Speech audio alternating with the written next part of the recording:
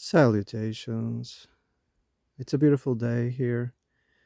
I'm on my way home and decided to rest a little bit here and read out loud. Yesterday, I read a little bit about Hinduism and Brahmanism, the original. Yeah. Today, I have in front of me Buddhism, original Buddhism. These articles was written by Ananda Kurswami. He left all of his works for free. You can download them. If anyone charges you any money, it's a crime. So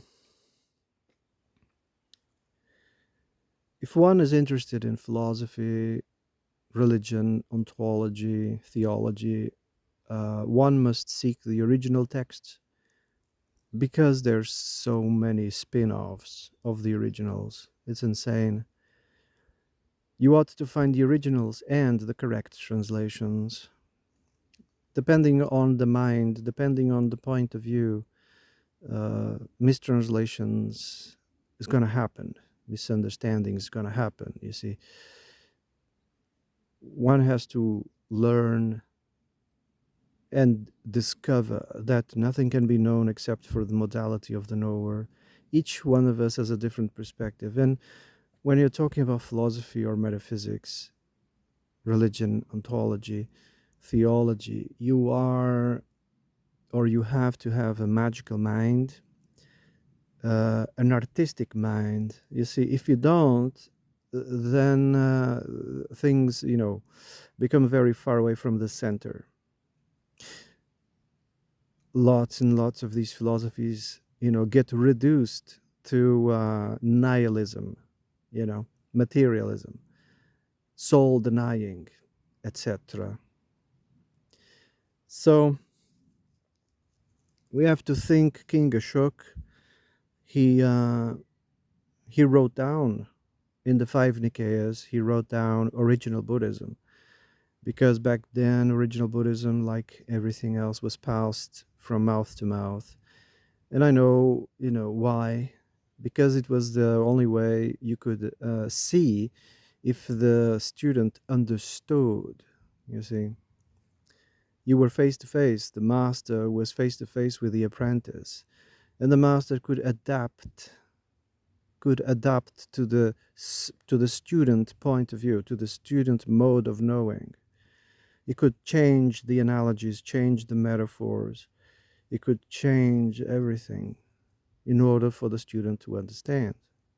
You see, if you write it down, then it becomes a question of wisdom. Who is going to understand what has been said? What's been written. Then it's a question of intelligence and wisdom. So,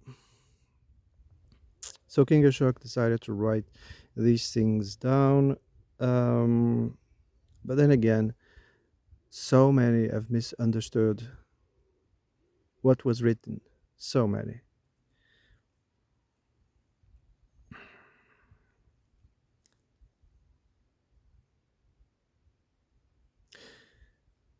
Introduction. The more superficially one studies Buddhism, the more it seems to differ from Brahmanism in which it originated. On the other hand, the more profound our study, the more difficult it becomes to distinguish Buddhism from Brahmanism, or to say in what respect, if any. Buddhism is really unorthodox. The outstanding distinction lies in the fact that Buddhist doctrine is propounded by an apparently historical founder, understood to have lived and taught in the 6th century before the Common Era. Beyond this, there are only broad distinctions of emphasis. It is taken almost for granted that one must abandon the world if the way is to be followed and the doctrine understood. You see, superficially, the nutcases, the gurus would affirm that you have to abandon the world, but this is not true. Buddhism adapts to any lifestyle. Buddhism doesn't have commandments, you know. You can be a father of 10 children, you know, have a job or have a title like a king or, I don't know, a priest, and still follow the doctrine of Buddhism and still, you know, find the nirvana and the path, should I say, to liberation. Buddhism is a term actually that was coined around the 16th century. Before that, it was called the path to what is it again? What did I just said? Path to liberation. Yeah, it is the path to liberation. Brahmayana, I think it's said in the language of Sanskrit or Pali. I'm not sure. It's called Brahmayana, the path to the absolute. You know.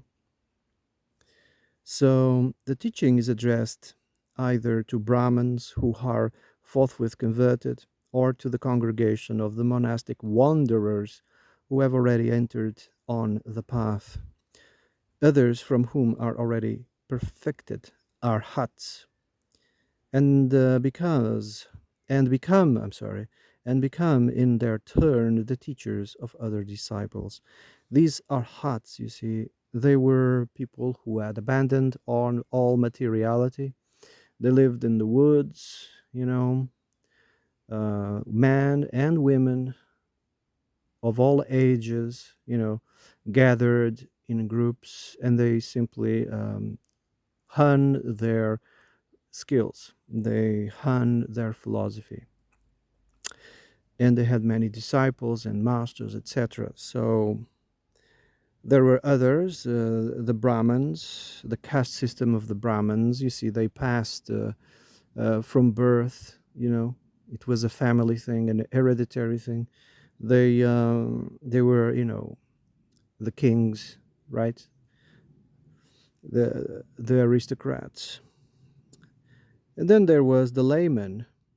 There is an ethical teaching for laymen as well, with injunctions and prohibitions as to what one should or should not do, but nothing that can be described as a, quote, social reform or a protest against the caste system, you see.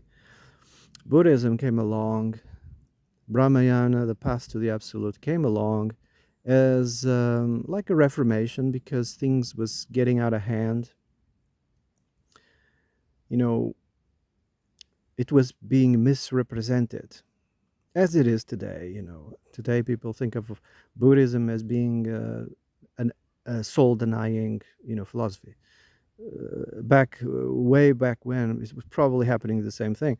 So Gautama, this historical person, um, the Sakyamundi, the um, what's the other appellation people call him? Um, he has a, you know, a name I can't remember right now. And the Scythian sage, he was part of the Scythians, I think. He decided enough is enough. Let's go back to the source. Let's go back to the original. And he kind of, you know, developed this Reformation movement. He's like, let's go back to the basis because the doctrine is being muddied or watered down. So we got to go back to the roots. He developed then this philosophy based on Brahmanism. He never, he's not the originator of this philosophy at all. He's just going back to the roots. The repeated distinction of the quote true Brahman from the mere Brahman by birth is one that had already been drawn again and again in the Brahmanical books. If we can speak of Buddha as a reformer at all, it's only in the strictly etymological sense of the word. It is not established a new order, but to restore an older form that the Buddha descended from heaven. Although this teaching is all just so and infallible, this is because he has fully penetrated the eternal law and personally verified all things in heaven or earth. He describes as a vile heresy the view that he is teaching a philosophy of his own, thought of by himself. You see, you can see some similarities between Gautama and Jesus. He kind of wants to reform things. Let's go back to the source, you know. No true philosopher ever came to destroy, but only to fulfill the law. I have seen, the Buddha says, the ancient way, the old road that was taken by the formerly all awakened, and that is the path I follow.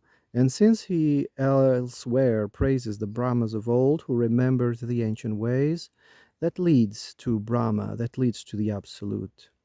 There can be no doubt that the Buddha is alluding to the ancient narrow path that stretches far, far away, whereby the contemplatives, knowers of Brahma, ascend and are set free, mentioned in verses that were already old when Yajnavalkya cites them in the earliest Upanishads, you see.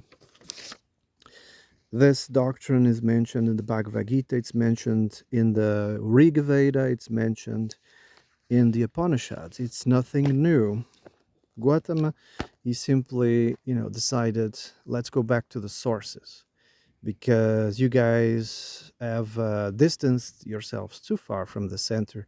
It had became, soul denying, nihilistic bullshit, similar to what's going on today. So Ananda Kuruswamy said, I quote, what you know about Buddhism today has nothing to do with the original texts. Something like that. I'm sorry. So, so what it's interesting about this take on this philosophy is that you can be of any social standing, you can be of any group, any race, you can be of, you know, any culture and follow the path to the absolute. It adapts to everybody. It doesn't have commandments. It doesn't have restrictions. You have to do this. You have to obey. Blah, blah, blah, blah, blah. No, not really. For the path to absolute, it's an inner path. You see, it's inner. It's not outer. It doesn't have has nothing to do with the material world at all. It's a realization. Doing good deeds, quote unquote, is helpful to get you on the path.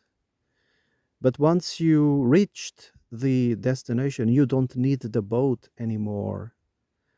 Analogically speaking, the boat or good deeds is just a way to get there. Once you are there, you discard the boat altogether, you see. So I think I'm going to stop now. Have a nice day.